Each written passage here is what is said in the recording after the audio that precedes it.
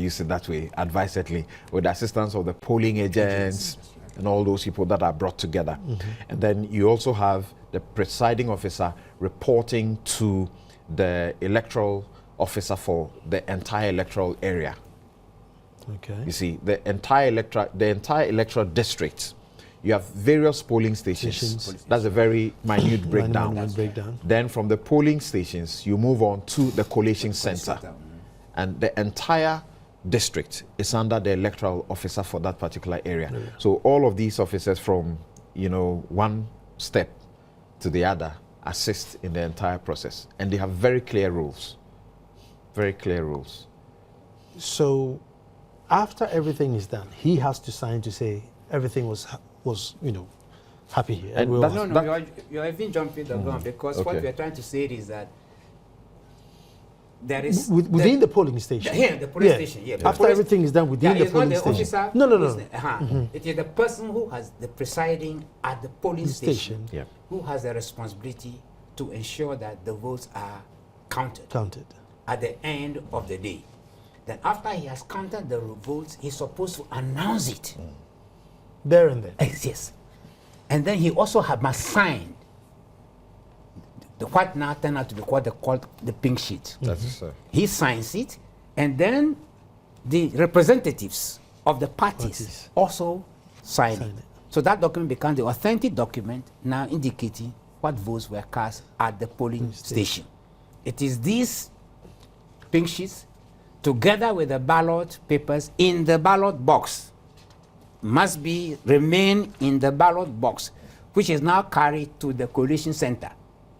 And the collation center, they are no longer counting the votes in the ballot box. What they are doing is tallying the results as appear on the pink sheets. Unless there is a challenge. Okay. If there is a challenge at the collation center, then they might. Yes, at the collation center, there can be a challenge for recollation. That's right. And the same thing also applies at the polling station. That's right. At the polling station, there can be a challenge. Actually, two of them. And I've heard it said elsewhere that it can be recounted for as many times as the law says two. There can be a first and there can be a second. That's right.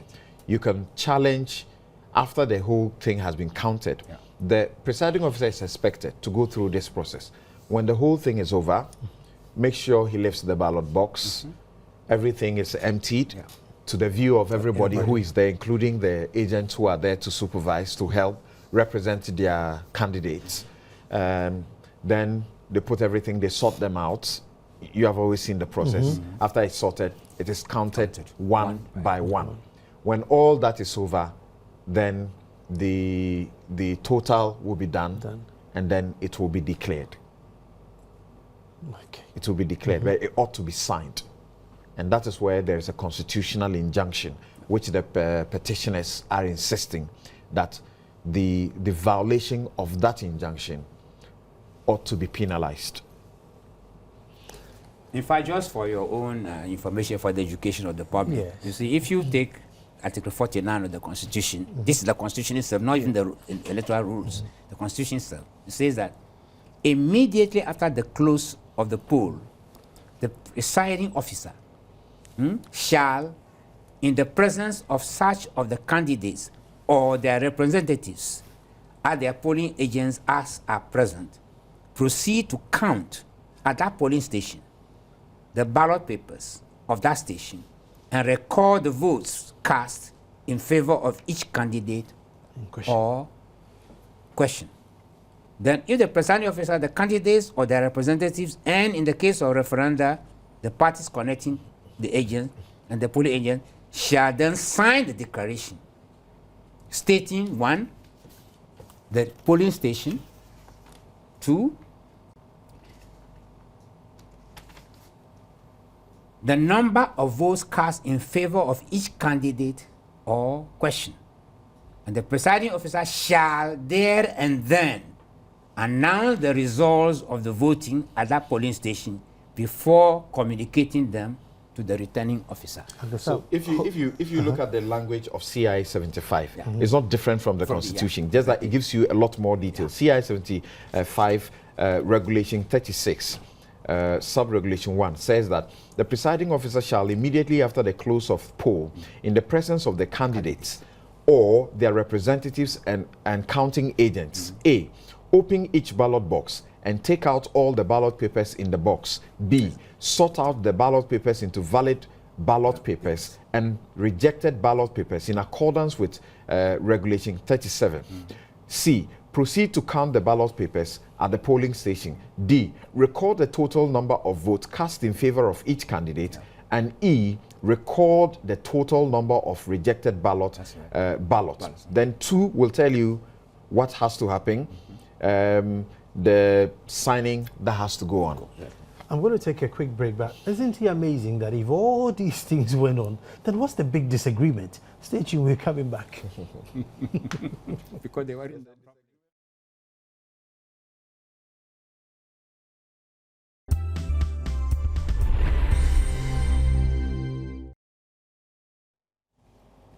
Hello and welcome back to PM Express. I am talking to Uncle Sam Okujeto, senior legal and associate partner, and we're looking. And I'm talking to Samson Ladi-Aideni, our favorite lawyer. You know, we're looking at Article 49 of the Constitution, which is literally the voting process. Your right in the voting process as a citizen of Ghana. And that's what we're looking at it, and we're also looking, because of the the court case, seeing that what went wrong. I mean, if all these things were there in black and white, then what went wrong? But then I want to come to you, Samson, and look at part 2 of the CI 75. Yeah, this is sub-regulation 2 of regulation 36 of CI 75.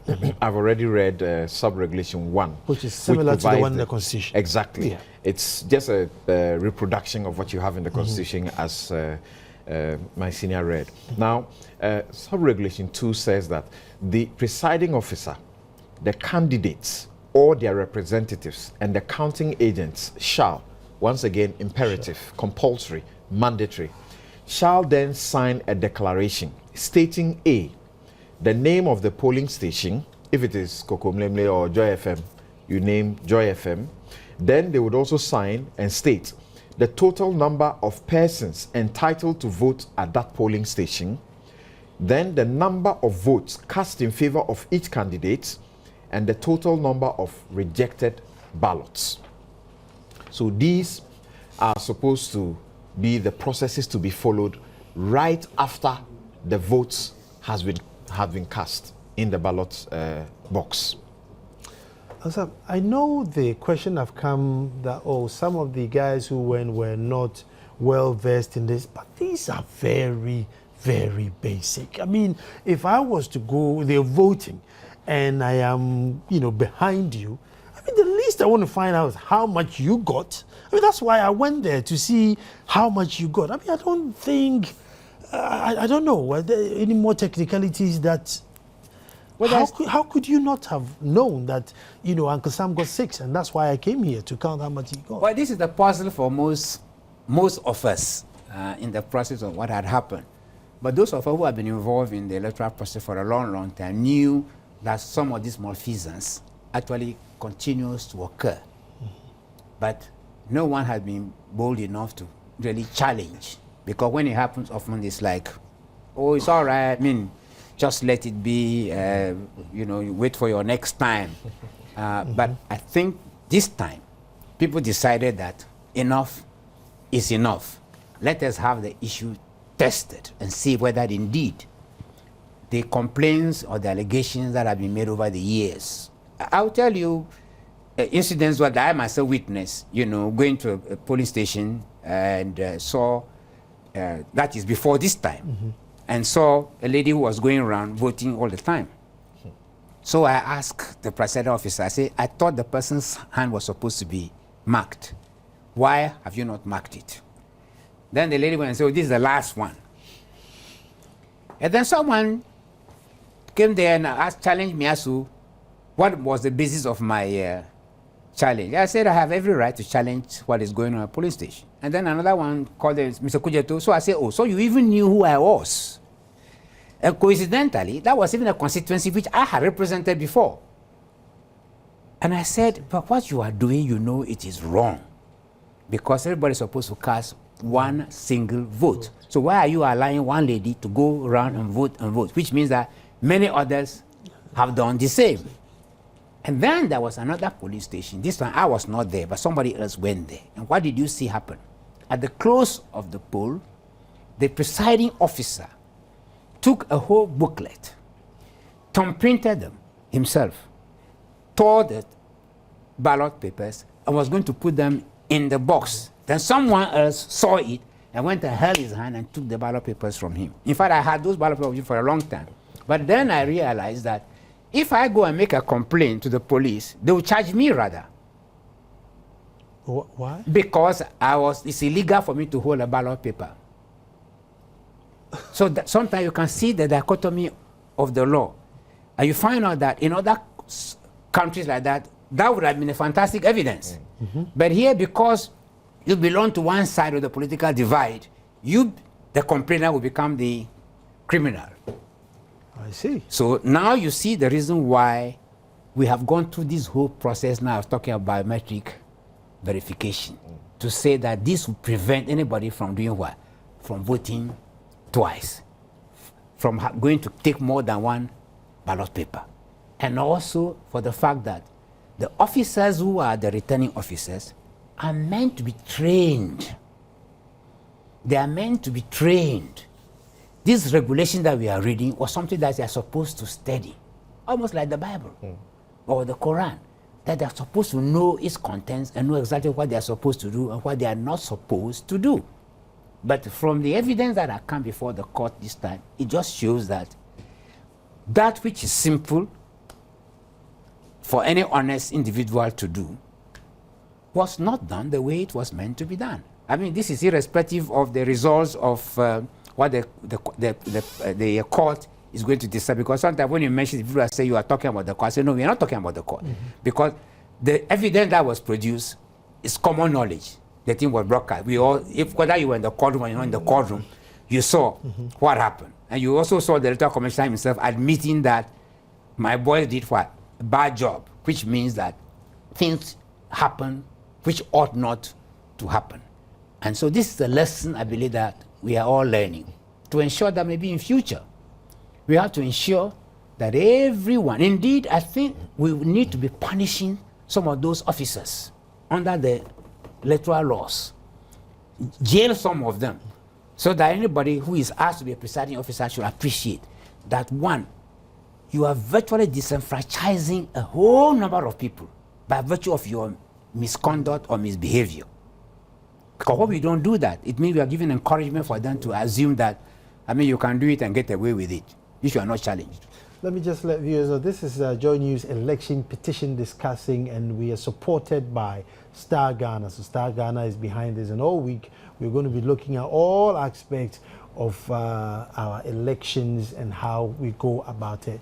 But Samson, I want to find out, this whole thing is put together to make it easy for me to go and vote. That's so. But then it hasn't turned out to be like that. So now, can we blame the laws put in place, or do we blame the people? Because obviously there's something not working right. Right. I think the court will make a determination in respect of some of these matters. The court has set out very clear parameters, what you call the memorandum of issues that the court is now going to decide, whether there were statutory violations, whether there were omissions, whether there were malpractices. All of these violations, omissions, malpractices, or irregularities, the court will determine. When you say statutory violation, what are you referring to? Right. Statutes. This is a law. Was it violated? The court will come to a conclusion. A portion was violated or was not violated. If it was violated, what is the effect of the violation? And those are the matters that are being discussed now in all the addresses that you read. Were there omissions? Were there things that were supposed to be done that were not done? Of course, it's obvious for us to know, like he mentioned, the EC admits to certain things, but says chooses to classify them as transpositional, clerical, or administrative errors. The court has to take the view whether it wants to agree with them that they are mere, clerical, administrative, or transpositional errors, or that they are really errors that go to the heart of the process itself. But the bigger issue, which is the second leg of what the court is to determine or resolve, is whether or not the violations, omissions, irregularities, whatever they are, whether if they did occur, whether they affected the outcome. That will also be determined. Now, your question is, did these regulations or laws, did they hinder the process? Yeah. The Constitution guarantees, you're right, if you are 18, you are of sound mind, you are guaranteed the right, and a citizen of this country, you are guaranteed the right to exercise your vote. But you see, the Constitution also often cannot lay out all the details. The Constitution will not tell you how you're supposed to acquire a passport or get a visa. That will come by subsidiary legislation, laying out in detail how you can get it. The question people are asking is, if the Constitution gives me a right to vote, does that mean that I do not even need the other further processes outlined by the regulations to go and cast the vote? So that the Constitution says, I am of sound mind, I am 18 years, I can vote. So I should just go to the polling station and vote. How do I do it? So is it right or is it wrong? Is it unconstitutional, or the provisions of the regulations, are they inconsistent with the Constitution to the extent that we are required to register first of all as a voter? The Constitution does not provide for that. No. We are required first of all to register as a voter. That's right. Is that to facilitate or hinder our ability to exercise the right? Article 46, doesn't it tell the election that they have to register us? Yeah, registration processes, they are there, but you won't get all the details as what goes on. Okay. Now,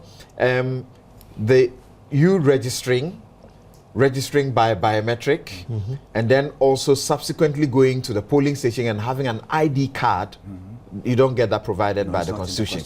So all of these, the question to ask is, are they inconsistent with the Constitution? Are they supposed to facilitate your right to exercise the vote or not? The answer is in the affirmative, to facilitate your right to exercise the vote. And that, when they are absent, we'll rather get a chaotic situation.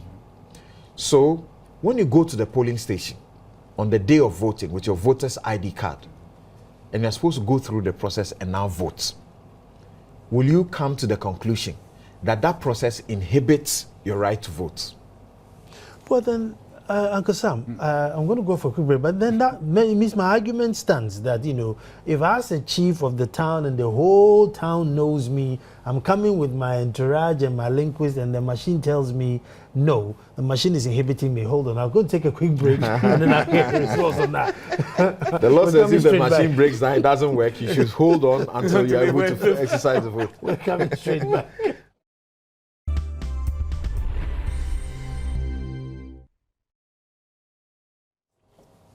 Constitutional examination, Article 49, voting at elections and referenda.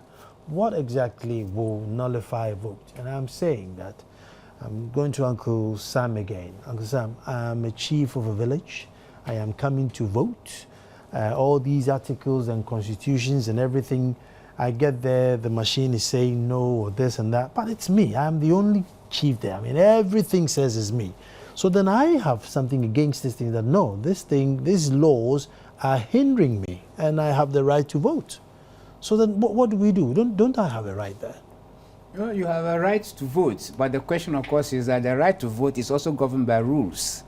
And the rules are indicating the process by which you must go through before that right can be exercised.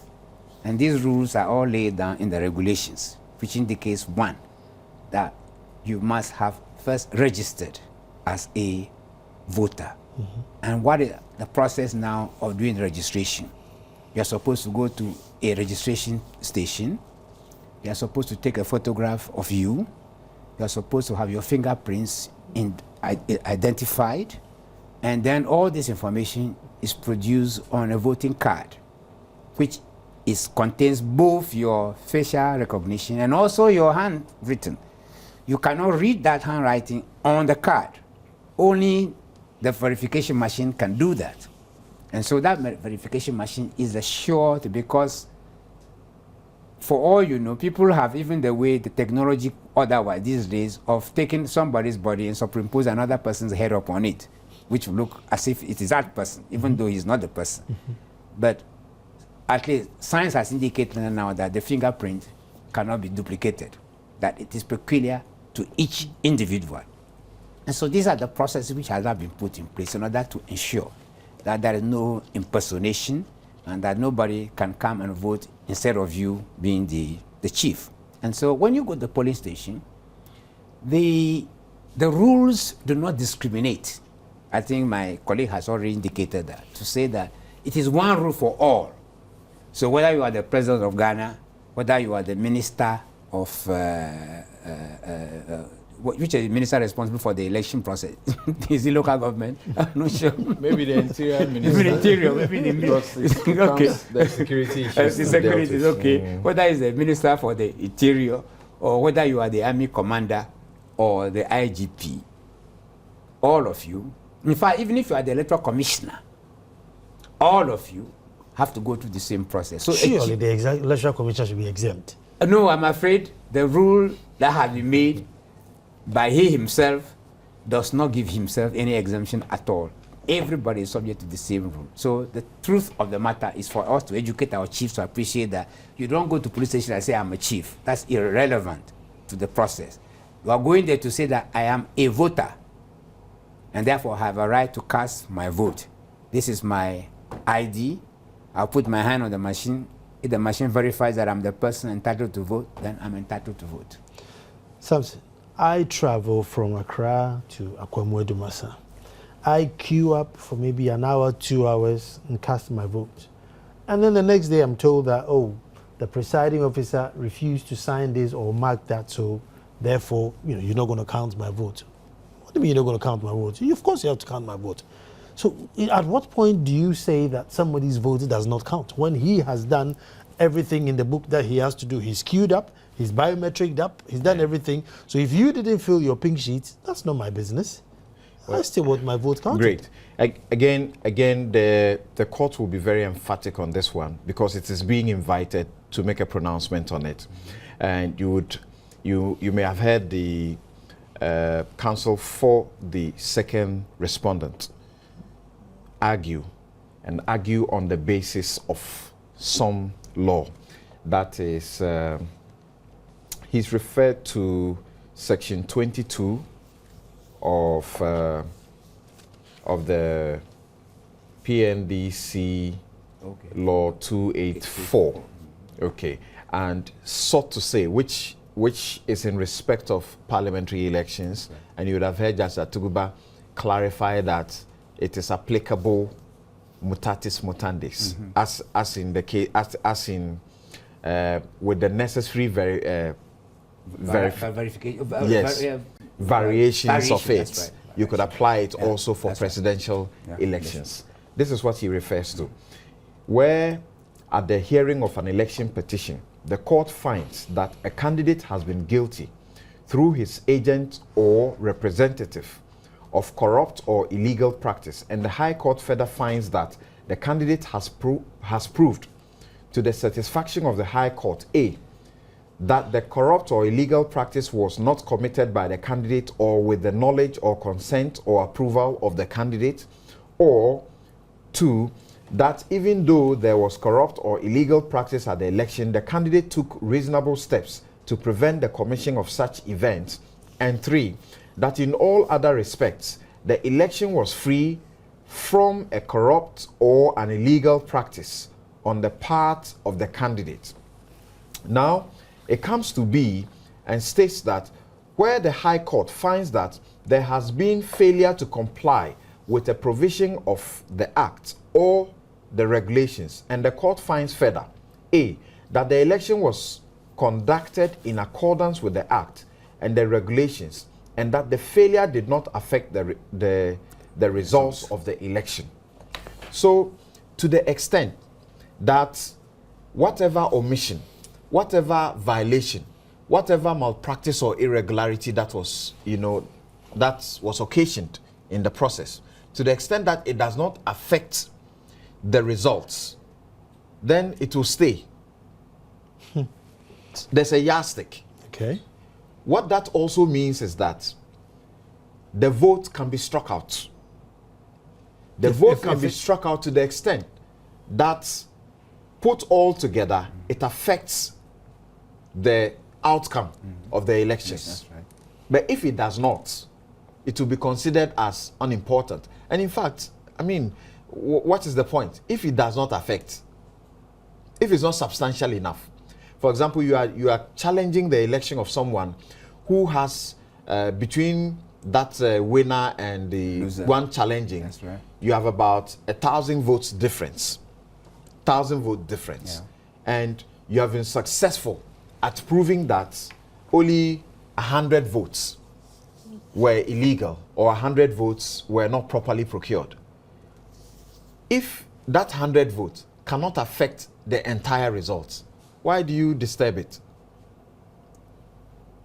So in actual fact, a vote can be struck out as illegal, or as having infringed the provisions, the rules. So then the challenge now is determining, Uncle Sam, as to that, well, A was about to vote for me, or C would have voted for me, or, that would be the challenge. No, but that issue actually did not come before the court. None of these issues came before the court. It's useful for us to discuss it, but these were not part of the issue that had come before the court. But what was before the court was a simple matter, which I always say there's a more question of arithmetic, as he has said correctly. You should say that. Fair enough. Votes were cast. There may have been some irregularities, as the chairman himself has almost nearly admitted, that there may have been irregularities. But are those irregularities sufficient or enough to upset the votes that were declared? I think this is the arithmetic that is before the court. So I told everybody, I said, no, the sentiments that have been expressed left and right were completely irrelevant to the matter. That to me, the thing is more of mathematics than anything else. That if the pink sheets has now become the slogan and the song that all of us are singing around, if the pink sheets were invalid, then it means that one may have to take those into consideration in computing what the results of the election should be. And as you may note, whilst the petitioners insist that by virtue of the irregularities or omissions or violations or the breaches that have occurred, those votes, for example, overvoting, that's right, in the two levels, that's right, ought to be struck out, that's right, or ought to be held as invalid or illegal, because by the edict of the Electoral Commission, Electoral Commissioner himself, where there was overvotes, the votes for the entire polling station ought to be cancelled. And there are examples where they were cancelled. That's right. The respondents insist, like you said, you went to vote. In company law, there is something we call presumption of regularity. That's right. In the internal affairs of a company. When you, Nana, you are coming to multimedia to transact business, multimedia puts me up as the MD. That's right. Gives me the power to be able to negotiate with you to come to terms, agree with you on a contract. If we agree and we sign it, and then on the basis of that agreement, we are supposed to execute, and then something happens, you cannot be here to come back to say that you have dealt with something and something doesn't have that requisite authority to have dealt with you. That's right. Nana ought to say that I don't work with you. I am not in your company. I don't know what is regular within your company. For as long as you have put this man out there and you hold him as such, whatever he does, you ought to take responsibility for it. So the respondents say it is not the fault of a of a voter that the presiding officer did not sign. So why penalize the voter? That's correct. But the petitioners say, the Constitution says it's imperative. You ought to have signed. You didn't sign. Unfortunately, that's all time will allow us today. Well, I have with me senior lawyer Sam Okujeto, very insightful education, and then next to me, my own brother, lawyer Samson Ladi Ayenini. And I'm extremely privileged to share the platform with my teacher. You know? Oh, he thought you was good? Yes, he did. Oh, and brilliant. there's one practical thing he would do in class. He will ask why you are in law school. Very good. And you have to write it down. Folks, tomorrow, back to do it all over again. Thanks for tuning in.